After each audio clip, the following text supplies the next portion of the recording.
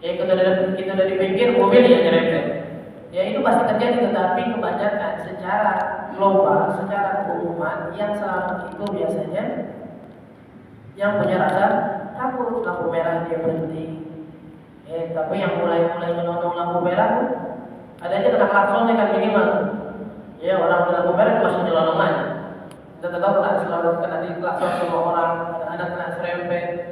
Dan yang merasa yang sering tergelincir biasanya mereka yang merasa aman. Udah tahu jalanan banyak pasirnya, banyak batu-batu kerikil, masih ngebut, beloknya udah kayak pembalap MotoGP. Iya kan? Ya tahu salah ngegas pas lagi nikung jatuh. Tapi mereka yang ketika melihat jalanan nikung, banyak pasir, banyak kerikil, nurunin kecepatan, itu biasanya yang selamat. Dan itu juga dalam masalah agama sama. Biasanya mereka yang selamat keimanannya sampai mereka meninggal adalah mereka yang senantiasa merasa khawatir dengan keimanannya. Ya mereka yang senantiasa terjaga keistiqomahannya, mereka yang senantiasa mengintrospeksi dirinya dari minggu ke minggu gimana ibadah. Tapi mereka yang udah merasa aman, minggu lalu udah ibadah banyak, minggu sekarang istirahat dulu, kelewatan sekali 2 kali gak apa-apa kali. Ya minggu lalu atau tadi pagi udah duha 8 rakaat, malam ini gak witir gak apa-apa kali. Ya tambah juga tadi pagi udah banyak banget sholatnya, itu baru sholat, belum Qurannya udah 5 juz, belum sedekahnya lebih dari 100.000. Wah disebutin semua di otaknya. Akhirnya ngerasa ibadahnya merasa banyak, akhirnya jadi malas, kehilangan tuh istiqomah sholat witir yang selama ini dia jaga. Ya tapi orang-orang yang senantiasa merasa paginya jangan-jangan duhanya belum diterima, ditambah lagi membeli dia zuhur. Ya bisa jadi sedekah yang tadi pagi belum diterima karena dilihat orang takut teriak, ditambah lagi sedekah diam-diam. Ini yang bakal amalnya bakal banyak. Dan ini yang dijadikan salah satu sebab pengarang kitab ini kan ini adalah pesan-pesan Imam Ghazali terhadap muridnya, ya santrinya yang sudah dikatakan kemarin kan mencapai puncak keilmuan. Ya kalau kita sekarang bilang tadinya santri, tadinya pelajar, tadinya murid, udah pantas dipanggil kiai. Tapi dengan puncak keilmuannya tersebut justru buat dia khawatir. Ini sebenarnya dia orang yang selamat atau enggak? Apa yang dia punya bakal bermanfaat di akhirat apa enggak? Akhirnya minta nasihat ke Imam Ghazali sebagai gurunya, ya apa yang harus saya lakukan? Apa yang harus saya lakukan? Dan gimana langkah saya ke depan? Apa yang harus saya perbuat dengan ilmu saya? Dan apa yang kita bilang tadi itu kan udah jadi janjinya Nabi dalam satu riwayat hadis beliau mengatakan, "Ma min ahadin istamana ala imani illa zulim." Gak ada satu orang pun yang merasa selamat dengan imannya, kecuali imannya bakal dicabut sama Allah. Gak ada orang yang merasa bakal husnul khotimah kecuali nantinya yang terjadi malah kebalikannya. Gak ada orang yang merasa aman yakin seakan-akan bakal meninggal dalam keadaan Islam kecuali biasanya kebalikan. Maka sepakat dalam kitab Nafsu ini menghadap mengutip satu ucapan ulama ketika ditanya, kalau saya tawarkan kepada kamu pengen meninggal dalam keadaan jihad fisabilillah, di luar gerbang masjid, ini, apa meninggal dalam keadaan Islam? Tapi meninggal di pintu masjid ini, tapi dalam keadaan Islam biasa aja, udah husnul khotimah bukan jihad. Dan kita tahu kan pahala jihad besar kan? Bahkan darajatul syuhada ada darajatin anbiya wal ulama. Derajatnya para syuhada, orang-orang yang meninggal ikhlas murni berjuang di jalan Allah, itu derajatnya di bawah para ulama dan para nabi. Berarti kan tinggi ini derajatnya. Cuma mereka bilang apa? Saya meninggal di pintu masjid ini. Loh, kenapa kamu ngeremehin pahala meninggal mati syahid? Apa gimana ya? Bukan ngeremehin, bukan. Tapi saya takut perjalanan saya dari pintu sampai gerbang ini, saya nggak bisa jaga keimanan saya. Saya nengok kanan kiri, ikutin pergaulan perkembangan zaman, nantinya dicabut iman saya semua. saking takutnya ini mengarungi kehidupan, imannya dicabut sama Allah, meninggal husnul khotimah Islam biasa deh, daripada meninggal jihad, umurnya tambah lama lagi dia takut. Itu orang-orang yang begitu itu yang bakal terus-terusan takut dengan imannya, bakal terus-terusan menjaga iman, dijauhi sebab-sebab yang bakal menurunkan derajat iman. Ya coba kayak kita, orang-orang yang kita ini, ya di antara kita kadang-kadang yang udah merasa soleh, merasa istiqomah dalam ibadahnya, itu kan orang-orang yang gak takut main ke tempat-tempat maksiat, ya kan? Ya orang-orang yang gak takut nongkrong atau main di tempat orang-orang yang maksiat, ya maaf yang mabuk, yang judi segala macam, meskipun pergaulan teman kantor, teman kerja, teman kuliah dan lain-lain, itu biasanya yang berani itu orang yang udah merasa soleh. Kenapa? Tenang aja dia mau mabuk, gua mau kejaga. Agak bakal ikut-ikutan gua, masa iya modelan gua masih kegoda apa mabuk-mabukan. Tapi orang yang takut, bukan kita benci dengan orang yang maksiat. Nah, kalau kamu udah berhenti maksiat, tenang saya main lagi sama kamu. Tapi kalau dalam keadaan mau maksiat saya nggak mau. Kenapa emang kamu merasa kita rendah? Bukan, saya yang takut. Saya takut ntar melihat terus kamu mabuk, saya ngerasa penasaran, akhirnya ikut-ikutan. Lihat kamu terus-terusan main judi, akhirnya saya merasa judi itu adalah hal biasa dan saya ikut-ikutan. Lihat kamu sering melakukan hal-hal yang Allah larang, saya merasa hal itu adalah hal biasa, bukan pelanggaran, akhirnya saya melakukan. Saya takut. Ya, bahkan cerita Nabi Musa di dalam kitab Nasawi Irsyadul Ibad kalau nggak salah, Nabi Musa kan pernah dilihatnya seorang perempuan yang berzina. Ya, Nabi Musa pernah ditanya seorang perempuan yang berzina, bahkan setelah berzina lahir anak tersebut dibunuh. Ya, sampai Nabi Musa ada orang yang lebih kecil daripada kamu di muka bumi. Udah zina, lahir anak, bunuh nanti. Tuh, dulu Nabi Musa mau kayak gitu, ini zaman kita banyak. Ya, dulu Nabi Musa heran dengan begitu, udah zina, hamil, lahir, dibunuh. Ada orang yang paling kecil melebihi kamu di muka bumi ini. Ini zaman kita banyak sekarang. Tapi omongan Nabi Musa apa? Ukhruj hatta la tahtariqu birra'di min Allah wa tusiban. Nanti keluar deh, jangan dekat-dekat saya takut Allah murka kena atau diturunin petir, diturunin guntur segala macam saya kena. Bukan meremehkan, tapi Nabi Musa takut bergaul sama orang yang maksiat, kalau pun dia maksiat kena azab dari Allah. Cerita orang yang ngamuk di zaman Nabi. Ya otak ini ngamuk di zaman Nabi. Ngamuk sampai akhirnya kabur ke tengah pasar. Jadi kan ada dua cerita. Yang satu karena dipaksa kerja terlalu berat sama yang punya. Yang satu ceritanya kabur di tengah pasar, kamu ya akhirnya diberhentiin otak kan gede. Ya orang nggak mulai deket-deketin. Akhirnya Nabi nggak mujizatnya, otak melihat Nabi langsung nunduk. Ya ditanya sama Nabi. Curhat itu tahu Nabi. Hewannya curhat sama Nabi. Hewannya curhatnya sama Nabi, kita curhat di sosmed. Hewannya curhat sama Nabi, kita curhat di sosmed. Ya, tahu yang punya udah bawa pedang nih, mau bunuh tuan tak, mau nyembelih tuan tak. Ya kata Nabi, kenapa ini? Saya bosan ya Rasul, saya di otak ini mahal, cuma dia pernah nurut sama saya. Ya, saya di otak ini mahal, saya pernah nurut, saya disuruh ini segala macam, nolak boleh. Saya kata Nabi, ya udah kita dengerin dulu otak kita Nabi. Apa coba dekat?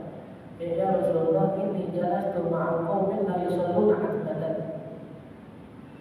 Ya Rasulullah, saya ini dimiliki sama sekelompok keluarga yang tak pernah sholat isya. Saya tak betah di rumah mereka. Saya takut kalau seandainya Allah murka sama mereka, saya kena hewan takut dulu apa orang yang maksiat takut kalau mereka kena. Sampai ke hewan ngomong ke Nabi, kalau seandainya mereka berjanji nggak ninggalin sholat isya, saya bakal nurut sama mereka sampai saya mati. Hewan.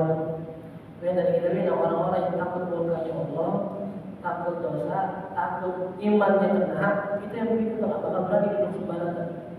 Ya makanya tadi dibilang nih orang-orang yang makin pintar dan khawatir sama ilmunya bukan mereka-mereka yang merasa Saya udah pintar, tenang aja, mau hukum apa juga saya tahu. Iya, tahu hukum nggak tahu.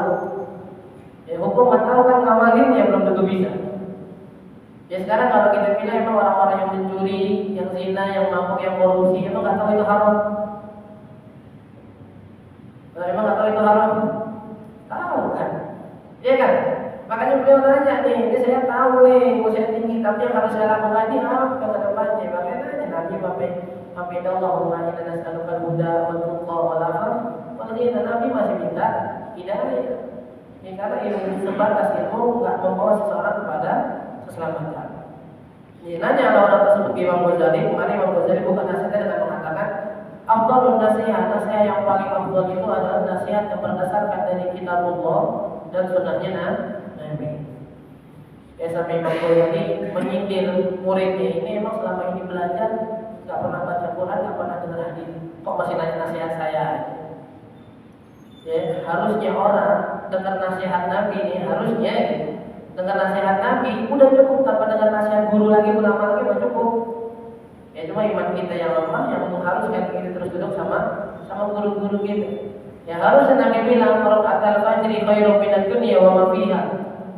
2 rakaat qobliyah subuh lebih baik daripada dunia dan itu cukup buat kita yang namanya. Tidak usah pakai dimotivasi lagi sama guru-guru kita. Harusnya tadi Imam Ghazali, masa Nabi udah kasih nasihat masih nanya lagi. Kira-kira saya kalau sebelum subuh nih afdolnya qobliyah apa enggak ya? Nabi udah ngomong, kita nanya lagi. Udah harusnya udah. Tadi Imam Ghazali gitu. Ya cuma yang tadi karena permintaan nasihat tersebut dan kadzakir inna ba'din dzikra, itu tugas kita juga saling mengingatkan karena bisa membuat orang lebih ingat lagi kepada Allah. Itu nasihat Imam Ghazali. Tapi beliau tetap membuka nasihat selanjutnya dengan hadis Nabi yang beliau katakan wa min jumlati ma nasaha bi Rasulullah sallallahu alaihi wasallam wa qawluhu ala ma'radillahi 'ala al-'abdi istighaluhu bima la ya'ni. Kadang kita bertanya, ini sebenarnya kita dicintai sama Allah bukan? Iya. Kita bertanya kadang-kadang sebenarnya kita dibentangi mulia sama Allah bukan? Ya kadang-kadang kita ditanya sebenarnya posisi kita di hadapan Allah itu gimana sih? Ya dan Masya Allah ya memang ya Allah tutup itu biar kita tetap termotivasi berusaha untuk mencapai titik itu kan?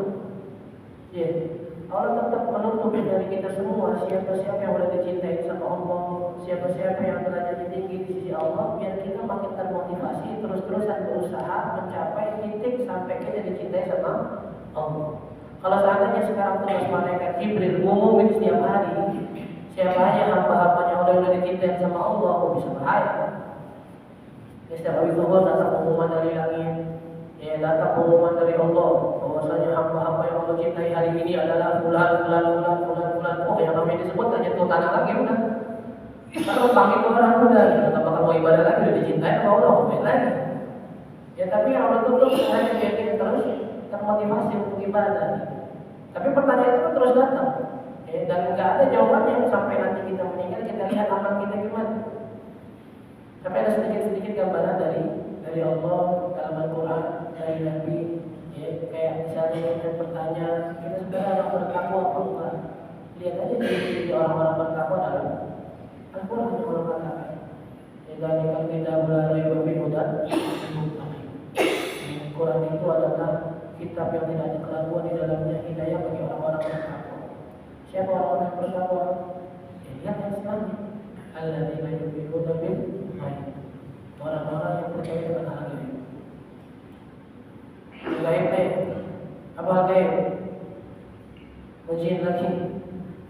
Setan, santet, sihir semuanya. Nah, hal gaib yang pertama yang percaya adanya Allah. Allah nggak kelihatan kan? Hal gaib itu artinya nggak kelihatan. Kalau kita sekolah kan ditanya, yang mana fulan? Gaib pak? Apa artinya gaib? Jadi setan? Bukan. Masa ada gaib nggak ada sekarang di kelas? Sholatul gaib, ya sholat yang jenazahnya nggak kelihatan, bukan sholat yang nggak jadi setan, bukan. Gaib apa lagi gaib? Surga dan neraka, pahala dan dosa. Itu gaib semua kan, nggak kelihatan kan? Tapi kita mengimani itu yang ketika keimanan kita kuat terhadap adanya Allah, kita nggak bakal berani maksiat karena kita tahu sifatnya Allah itu adalah maha melihat.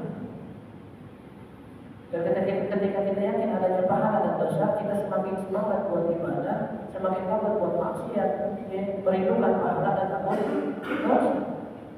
Wayuqimuna shalah. Ya, orang bertakwa, kita bertakwa pun enggak, lihat aja sholat. Berapa kita sholat? Gimana cara ngelakuin kita sholat? Apakah sholat kita sudah sesuai dengan tata cara yang Nabi jelaskan, ulama jelaskan apa belum? Kalau belum, ya gimana mau bertakwa? Itu ciri-ciri kita masuk. Begitu ada zakat, zakat, sedekah, gimana harta kita? Ya gimana harta kita? Apakah kita simpan terus buat dijadwalin healing? Ya punya tabungan buat healing nih, tabungan healing ke gunung, ini tabungan healing ke pantai, ini tabungan healing keluar kota, ini tabungan healing keluar negeri. Ya kadang-kadang bahkan ketika disebutin nggak haji nggak umroh, ada saya mau buat orang mampu. Ketika ditanya kamu nggak berangkat dari kepikiran haji umroh, kan haji umroh bagi yang mampu, saya nggak mampu gimana mau haji umroh. Tapi giliran diajakin jalan-jalan tiap tahun sama RT RW bisa ngumpulin duit itu. Gimana jadinya harta kita gimana kita boleh wali itu aja lihat kita masuk orang buat mau kan. Tapi kalau ditanya ya kita ini sebenarnya Allah tentuin ke surga apa ke neraka, Allah bakal bawain ke surga apa neraka.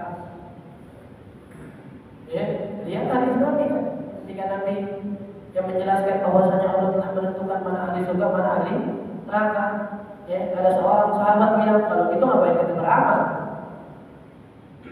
Kalau kita udah dibilang nih, betul salah satu di antara kita semua udah disebut yang mana ahli neraka mana ahli surga. Ya sahabat jalan tuh benar penasaran ya Rasulullah. Kita kata anak kita bilang kalau gitu kita berpasrah aja yang udah terjadi buat kita.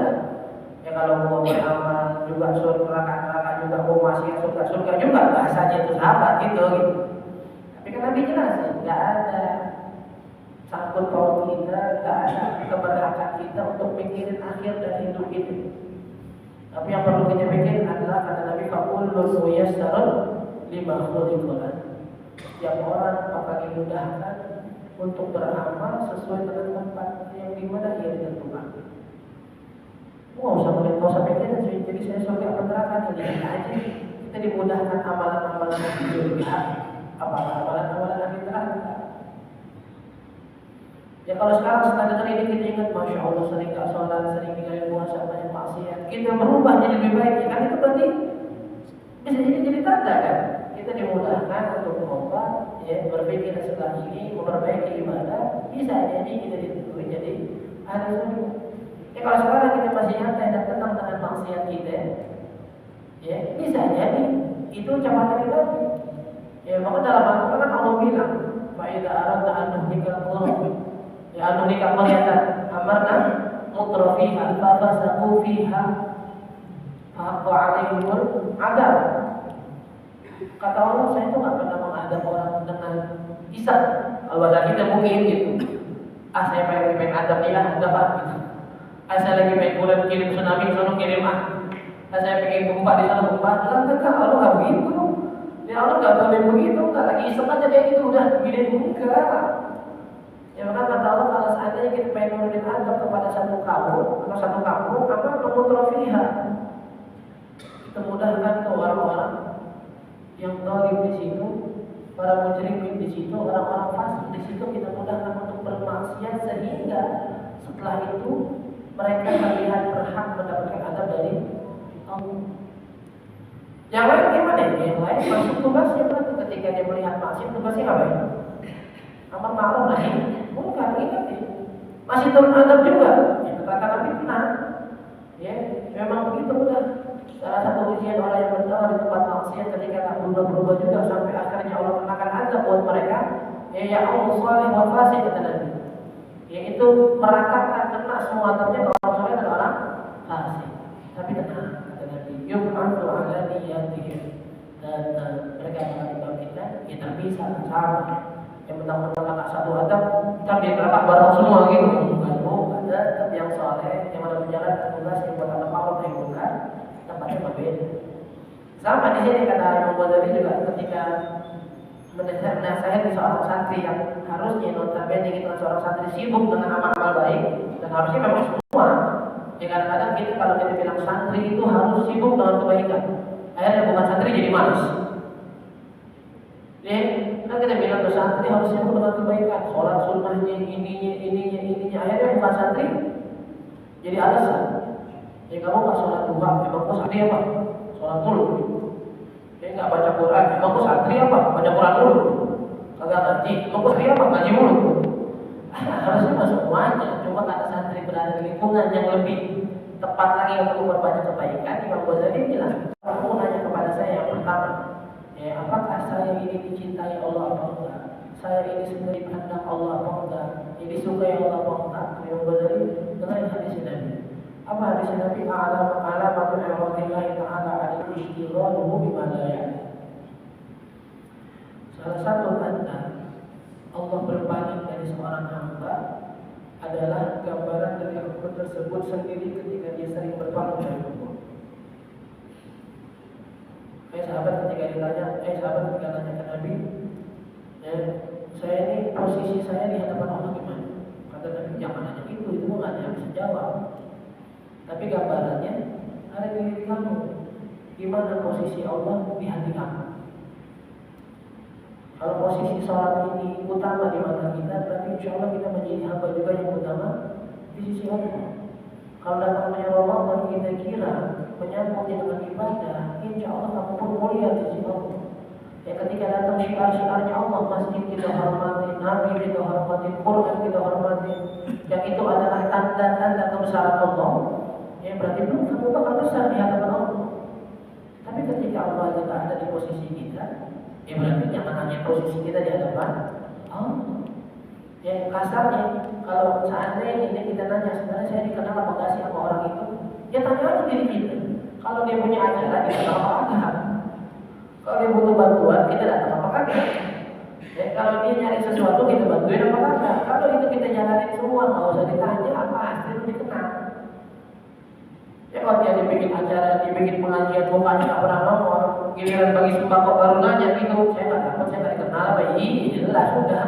Dan kemarin nggak pernah kelihatan, nggak pernah bantuin, sekarang yang nanya lagi kenal apa enggak? Kita Allah sama kayak gitu. Kalau nanya nih, Allah mandang kita pakai udah ini aja. Di ayat-ayat di riwayat lain bahkan ditambahkan soal sahabat kalau saya yang nambahin khusus fi al-awqatil fadilah. Khususnya lagi di waktu-waktu yang Allah mahalin. Sepertiga malam. Kan kata Nabi sallallahu taala ila samai dunia fi akhiril lail. Ya Allah turun ke langit dunia di sepertiga malam terakhir. Fayunadi dan Allah memanggil al-mustaghfirin fa'aghfirullah. Adakah yang pengen minta ampun, saya ampuni. Wahal minta imin fa'atubu alaih. Adakah yang pengen tobat, saya tobatin sekarang. Wahal min syahidin. Adakah yang punya hajat, fa'uti su'lah, saya kasih permintaan. Wahal min talibi hajat. Adakah yang minta hajat, fa'abdi hajat, saya tunaikan hajatnya. Ketika Allah lagi manggil kayak gitu, kita di mana? Waktu-waktu mahal itu kan, tahu qadir fadil. Hari Jumat, ya udah Allah katakan fas'au ila idza nudiya lis-salati yaumil Jumat fas'au ila dzikri. Ya udah ada sudah disebut itu waktu di dalam Al-Qur'an fas'au ila dzikrillah, datang ke masjid mengingat kepada Allah. Di mana kita masih di warung? Mana ini? Masih di warung, diminum-minum dikit sampai merokok, bagaimana ini? Ramadan waktu yang Allah cintai. Gimana kita menghadap bulan Ramadan? Sibuknya dengan apa? Nggak usah banyak kita dicintai Allah enggak, kita aja menyibukkan diri kita dengan Allah. Kalau seandainya kita sibukkan diri kita dengan Allah, Allah pun bakal sibuk untuk memperhatikan diri kita. Maksudnya bukan Allah tersibukkan dari yang lain. Hasya, nggak mungkin Allah sibuk dari yang lain kan? Tapi maksudnya kita bakal dapat perhatian lebih dari Allah. Setiap langkah kita juga nggak bakal terlewat dari Allah kan? Setiap urusan kita nggak bakal lolos dari Allah kan? Tadi syaratnya tapi lihat dulu diri kita gimana. Min alamat al-'adlillahi ta'ala 'alal 'abdi. Kalau kamu belajar sekarang, sebenarnya ilmu kamu ini manfaat atau enggak? Kalau yang Ghazali kan bahasanya kayak gitu ya. Tanya aja ilmu yang sekarang kamu miliki cuma sekedar ada di otak, tahu hukum ini halal haram ini segala macam masih ditubruk juga, gimana? Kita bilang kita tahu ngambil hak orang lain haram masih dijalanin juga. Ya kita tahu menjatuhin orang lain haram, fitnah orang lain haram, masih dijalani juga buat nyari jabatan di kantor-kantor kita misalnya. Ya, mencurangi orang dalam semeter tanah sejengkal tanah aja udah bilang haram. Kita curangi bahkan kadang-kadang sampai semeter, 2 meter, 10 meter kita ambil tanah. Ini gimana nih? Ya, mungkin jadi bisa nggak bikin kita takut kalau nggak ambil hak orang? Dia bikin kita takut nggak begini begitu segala macam. Kalau ini kita jalan ini berarti Allah akan berpaling dari kita.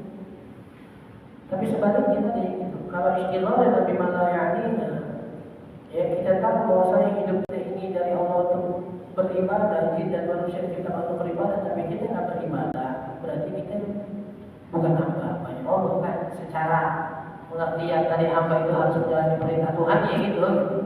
Jadi kita bukan hamba. Ya kalau udah bukan hambanya apa diperhatiin? Ya kasarnya gitu. Kalau kita punya pembantu yang kita perhatikan membantu kita. Ya yang repot di rumah kita nggak kalau mau membantu orang kalau urusin ya aja membantunya punya majikannya sendiri. Ya, ditarik sampai disebutkan inna min asyrafil tidak ala nabi asyrafil tidak ala nabi tidak hukum ismil abd. Makanya dari salah satu panggilan yang paling Nabi sukai itu panggilannya Nabi dengan sebutan hamba. Ya kalau kita kan dibilang hamba itu lu ngapain gua lu kalau mudah. Tapi kalau ini dipanggil hamba ya Allah itu yang paling keren.